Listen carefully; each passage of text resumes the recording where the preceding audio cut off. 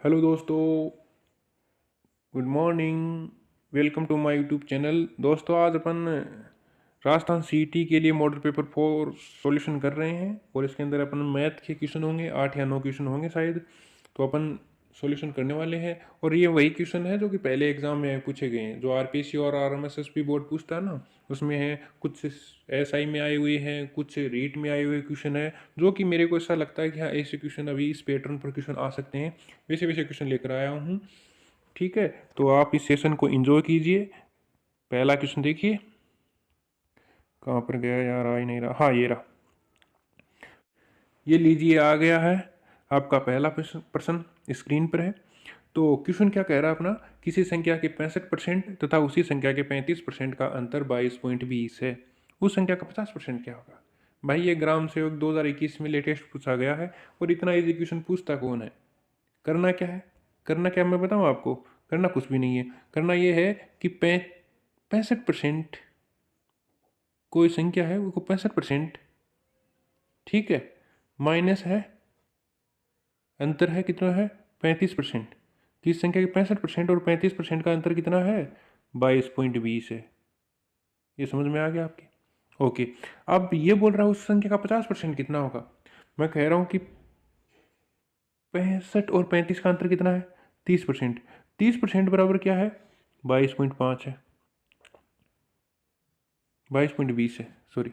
ठीक है, तो भाई 1% क्या होगा, 1% बराबर 22.20 बटा, अरे भाई, आपका बचपन साधारण गुजरा होगा तो आपने पढ़ा होगा कि भाई 30% बराबर इतना है, तो 1% बराबर 22.20 बटा 30 आ जाएगा। अब ये पूछा कि 50% बराबर क्या होगा, तो भाई यहाँ पर 1% है तो 50% का निकालेंगे तो 50% का इसके मल्टीप्लाई कर देंगे, आ जाएगा अपने पास। करना है कुछ भी नहीं करना है, क्या करना है वो मैं बताता हूँ।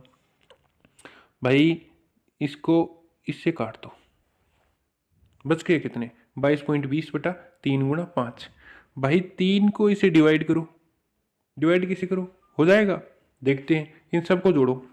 22.20 को जोड़ो, दो दो चार, दो छः, छः में 3 का, हाँ जा रहे हैं यार, तो इसके अंदर भी जाएगा। कितनी बार जाएगा देखो, 22 के अंदर कितनी बार गया, 7 बार गया, 21 आता है। ठीक है, ये मैं यहाँ पर लिख लेता हूँ, 7 बार गया। ठीक है, फिर बचा क्या है, पॉइंट आ गया तो पॉइंट यहाँ पर लगा दिया, पॉइंट लगा हुआ है पहले से।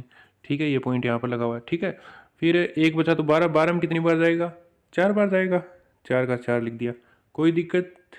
22.20 में 7.4 बार गया, गुणा कर दिया किससे, 5 से। ये लो, ये बच रहा है, इसको अब मल्टीप्लाई करो। 5 चौक 20, 20 को 0। ठीक, पावर लगी कितनी, 2 लगी, मैं नेठन लिख दूँ। ठीक है, ठीक है, पॉइंट है तो पॉइंट को पॉइंट लगा दो। 7 पंजे 35, 35 से 2 37, 37.0, 37.0 कौन से ऑप्शन में है, ऑप्शन नंबर बी। अरे यार, ये हाँ, ऑप्शन नंबर बी, ये रहा 37, ये रहा। तो अपना आंसर क्या हो गया, 37 आ गया। सेकंड क्वेश्चन देखना आप, सेकंड क्वेश्चन क्या कहता है अपना, ये रहा। एक व्यापारी ने 41,650 रुपये की दर से 2 स्कूटर बेचे। ठीक है, एक व्यापारी ने 41,650 रुपये की दर से 2 स्कूटर बेचे। उसने एक पर 25% लाभ तथा दूसरे पर 25% हानि हुई। इस सौदे में लाभ अथवा हानि प्रतिशत ज्ञात कीजिए। भाई, एक पर 25% प्रॉफिट हो रहे, एक पर लॉस हो रहे, तो हमेशा याद रखना हानि होगी। तो हानि होगी तो ये प्रॉफिट वाले, जो प्रॉफिट वाले हैं अपने, ये लो, ये दोनों ऑप्शन कट जाते हैं। ठीक है, अब ऐसा तो है नहीं, न लाभ होगा न हानि होगी, ऐसा तो कुछ है नहीं, ऐसा कुछ नहीं है ना, तो ऑप्शन नंबर 1 भी कट गया। बच्चा कौन सा, option number B answer, it is right answer. ठीक है, अब अब भाई, एक पर प्रॉफिट हो रहा है, एक पर लॉस हो रहा है, आंसर तो अपन ने निकाल लिया, सीधा ट्रिक से आ गया कि प्रॉफिट तो होगा नहीं, क्योंकि एक पर प्रॉफिट हो रहा है, एक पर लॉस हो रहा है, तो हमेशा क्या होगा, लॉस होगा। लॉस कितना होगा, देखो क्या होगा, करना कुछ नहीं है। 20% प्रॉफिट हो रहा है, सॉरी, 25% क्या प्रॉफिट हो रहा है और 25% ही क्या हो रहा है, लॉस हो रहा है। इन दोनों को मल्टीप्लाई करो, 100 से डिवाइड करो, आंसर आपके पास आएगा 6.25 आ जाएगा। ठीक है, कोई दिक्कत, 25 25 625, 625 में 2 बिंदी लगा दो, लो 6.25 आ गया। ठीक है ना, 100 से डिवाइड करोगे 2 बिंदी लगेंगी। ठीक है, नेक्स्ट क्वेश्चन, क्वेश्चन नंबर 3। अब देखिए क्वेश्चन नंबर 3, प्रथम 5 धन पूर्ण संख्याओं के घनों का औसत ज्ञात कीजिए। तो पूछा क्या है कि औसत ज्ञात करना है। औसत बराबर क्या होता है, औसत का आप निकालते हो तो कैसे निकालते हो, ये तो निकालते होंगे कि संख्याओं का योग बटा टोटल संख्या ही, संख्याओं का योग बटा टोटल संख्या ही। तो अपन को सबसे पहले संख्याओं का योग निकालना। संख्याओं का योग मतलब कि प्रथम 5 दो धन पूर्ण संख्याएं हैं, 1 है, 2 है, 3 है, 4 है, 5 है, इनके घनों का योग क्या होगा और बटा टोटल संख्या कितनी होंगी। तो उनके घनों का योग का आपने पढ़ा होगा बचपन में, कभी पढ़ा तो होगा ना कोई फॉर्मूला तो पढ़ा होगा कि हमने तो वही ऐसा पढ़ा है सर, हमने तो ये पढ़ा है n × n+1/2 और का पूरा स्क्वायर होल स्क्वायर, ये आपने पढ़ रखा है। तो ये पढ़ रखा है तो प्रथम 5 घन पूर्ण संख्याओं के घनों का योग क्या होगा कि भाई संख्या कितनी है 5 और 5 + 1 6, 6/2 का स्क्वायर, ये आ गया। यहाँ तक समझ में आ गया। 6×5 = 30, 30/2, 30/2 का स्क्वायर, मतलब 30 में 2 का भाग दिया 15, 15 का स्क्वायर, 15 का स्क्वायर करो भाई, 15 का स्क्वायर करोगे तो क्या मिलेगा आपको 225, 15 में 15 गुणा 225, स्क्वायर रट लो आप। तो क्या आ गया, घनों का योग कितना आ गया 225 आ गया। ठीक है, यहाँ तक समझ में आ गया। मैं आगे बढ़ रहा हूँ, इसको डिलीट कर रहा हूँ। ठीक है, 15 का स्क्वायर कितना होगा 225, ओके, तो 225 हो गया भाई। कुल संख्याओं का योग कितना आया 225 आ गया, ये आ गया 225 आ गया। टोटल कितनी संख्याएं हैं 5 है।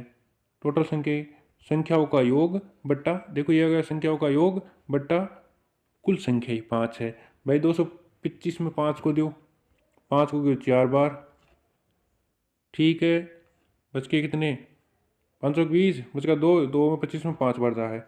Option number B is right answer. Question number next कौन सा आ गया, क्वेश्चन नंबर 4 का आ गया, 4 का क्वेश्चन एक, हाँ ये देखो सबसे बेस्ट क्वेश्चन है ये। जो राजस्थान सब इंस्पेक्टर है जो आज आरपीएससी अपना कंडक्ट करवाता है, उस एग्ज़ाम में आया हुआ क्वेश्चन है। 2021 में सब इंस्पेक्टर में आया ये क्वेश्चन। क्वेश्चन क्या कहता है देखो, इससे पहले एक क्वेश्चन किया था अपन ने, उसमें अपन ने दर पूछी थी, इसमें अपन को मूलधन पूछ रहा है। एक राशि का वार्षिक ब्याज के हिसाब से 2 वर्ष का साधारण ब्याज और चक्रवृद्धि ब्याज क्रम से 900 और 954 है। तो मूलधन क्या होगा, तो अपन को फाइंड आउट क्या करना है, मूलधन फाइंड आउट करना है। ठीक है, ये 900 और 954 है। ठीक है, तो ऐसा ही कितना होगा, लिख रहा हूँ यहाँ पर, मैं यहाँ पर लिख रहा हूँ एस आई। एक तो एस आई हो गया, कितना है अपन को 900 रुपया दे रखा है, 2 ईयर का। फिर एक सी आई हो गया, सी आई कितना हो गया, सी आई अपने पढ़ा रहे यार, सी आई कितना होगा 954, पढ़ा क्या है इसमें दिया हुआ है, गिवन है 954। ठीक है, ईयर कितने दिए हुए हैं 2 साल, ये 2 साल का 2 साल का। ठीक है, अब एक बात ये समझ लो कि जो ऐसा ही होता है, सिंपल इंटरेस्ट होता है, साधारण ब्याज होता है, ये हमेशा हर साल सेम रहता है, ये बढ़ता घटता रहता है, हमेशा सेम कितना रहेगा भाई 900 है, 900 में 2 को भाग दियो कितना होगा 450, कि एक ईयर में कितना होगा 450 होगा। ये बात सही है ना, एक ईयर का ब्याज 450 होगा। अब ये बोल रहा है कि सीआई के अंदर कितना चेंज आया है, टोटल 900 से 54 हो गया, तो 54 रुपये का आया, और एक ईयर के लिए 450 आ गई बट्टा और गुणा 100 कर दो, 1 0 से 1 0 गया, 45 और 54 भाई। 5 का इसके अंदर कितनी बार जा रहा है 2 बार जा रहा है, और इसमें 5 का कितनी बार जा रहा है 9 बार जा रहा है, 9 × 5 = 45। 5 का इसके अंदर 54 में 6 बार जा रहा है, और 6 ने 2 से गुणा करें ना 12 आ गया। तो 12% रेट के ऊपर, ये मैंने पहले ही बताया था, सीधा कर लो, 54 है, 54 बटा 450 गुणा 100 लगभग 12% आएगा। ठीक है ना, तो इसकी रेट कितनी आएगी 12% आएगी। अब भाई ये बात आ गई, लेकिन मूलधन चाहिए अपन को, तो रेट निकालने का तरीका आपको समझ में आ गया, रेट आ गई ना, कोई दिक्कत नहीं। रेट कितनी है 12% है, ब्याज कितना है एक साल का ब्याज कितना है 450, काम हो जाएगा। प्रिंसिपल निकालने का फॉर्मूला क्या है, प्रिंसिपल मूलधन, प्रिंसिपल मतलब मूलधन होता है, प्रिंसिपल बराबर क्या होता है S I into 100, S I गुणा 100 बटा बटा रेट गुणा टाइम। ये आपने पढ़ा, एस आई कितना है अभी पढ़ कर आए हैं 450 है, पढ़ा ना, गुणा 100 बट्टे में क्या करना है अपन को? बट्टे में क्या करना है भाई? बट्टे में क्या करना है? रेट कितनी है? 12%। और ईयर कितना है? 1 साल। 1 साल का ब्याज 450 हो गया ना? ठीक, यहाँ तक कोई दिक्कत नहीं। इसके अंदर इसका भाग दो, जा रहा है क्या भाई? 45 में 3 का जा रहा, 3 का इसमें 4 जा रहा है, 4 बार जा रहा है। इसमें कितनी बार जा रहा है? 3 का 15 थी 45, 15 बार जा रहा है।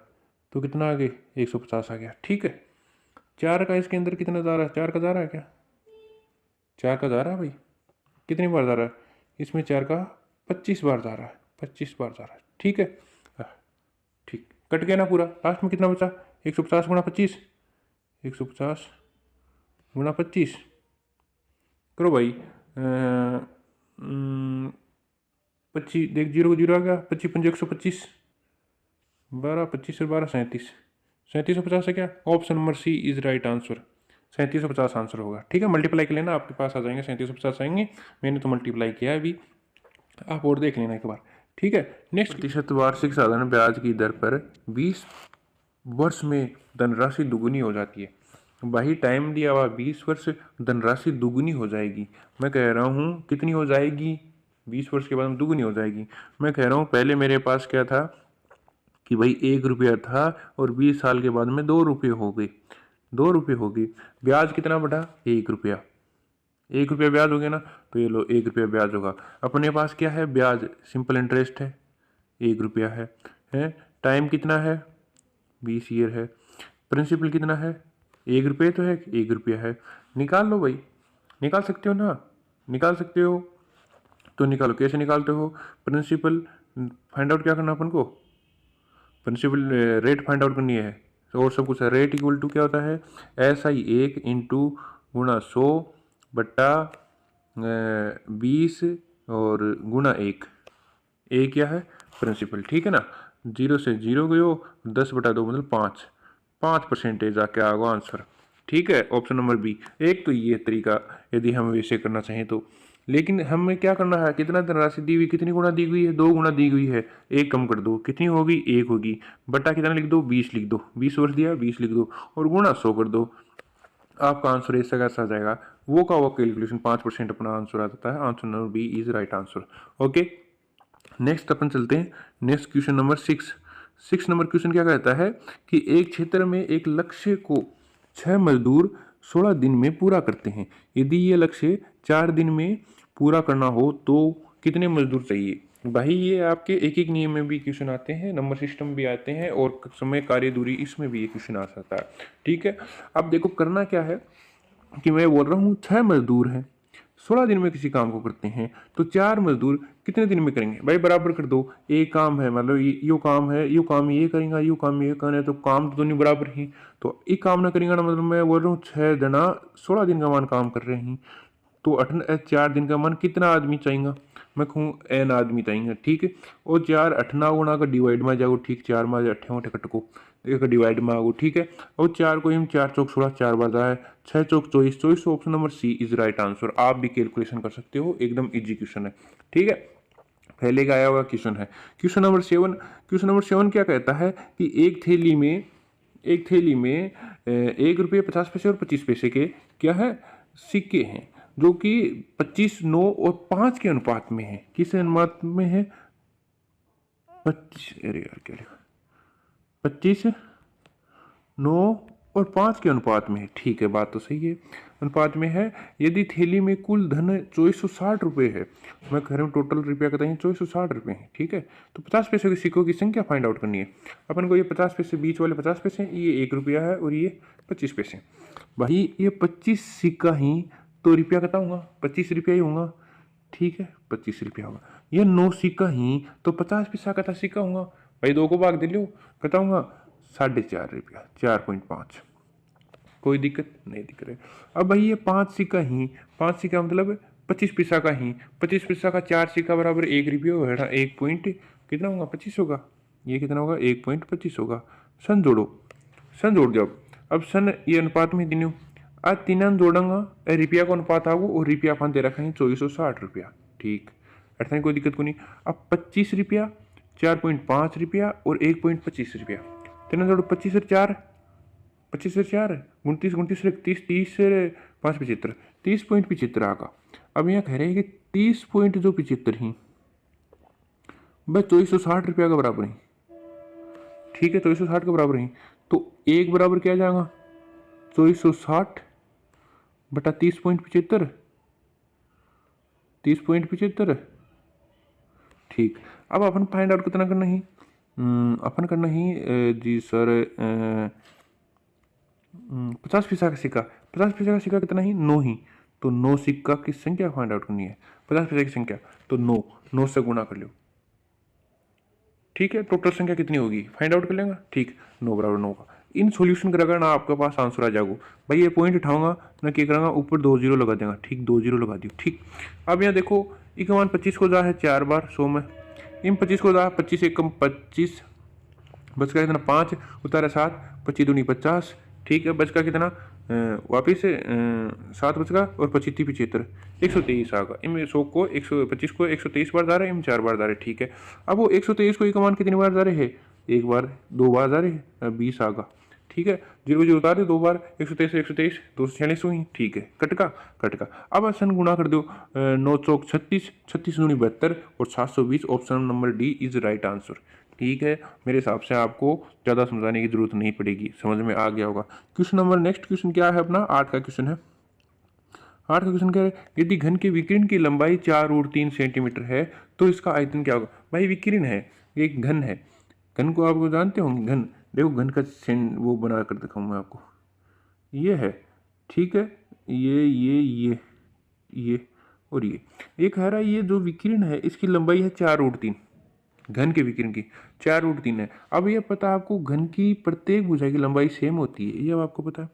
घन के विकिरण की लंबाई 4√3 है, तो घन के लंबाई कितनी होगी, √3 ने उठा लो 4 आ जाएगी। कितनी आ जाएगी, 4 आ जाएगी।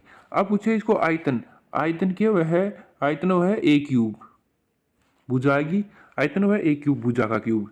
ठीक है, तो a क्यूब के 4 को क्यूब, 4 चौक 16, 16 चौक 64, कितना आगो 64 आगो, 4 को क्यूब करते हैं 64 आगो। Answer number 1 right answer. और ये सेंटीमीटर ना, ये क्यूब होगा, यूनिट ये सब क्यूब में आएगी, ये ऊपर क्यूब लगा लो इसके। ठीक है ना, 64 सेंटीमीटर क्यूब आएगा। ठीक है ना।